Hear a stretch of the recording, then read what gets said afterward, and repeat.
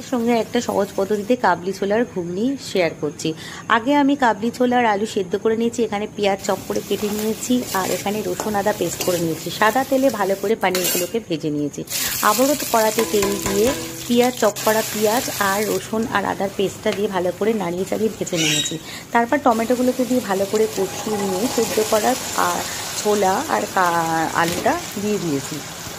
দেওয়ার পরে তারপর ভালো করে নাড়াচাড়া করে এখানে দেখুন হলুদ আর জিরের গুঁড়ো রেখেছি, সেটাও দিয়েছি। দেওয়ার পরে আমি ভালো করে আবারও কষিয়ে নিয়েছি। এখানে আমি সানরাইসের শাহি গরম মশলা ব্যবহার করেছি। সানরাইসের শাহি গরম মশলা দিয়ে ভালো করে আবারও কষিয়ে নিয়েছি। কষানোর পরে একটু জল দিয়েছি। জল দেওয়ার পরে আমি ভেজে রাখা পানিরগুলো উপর থেকে দিয়ে দিয়েছি।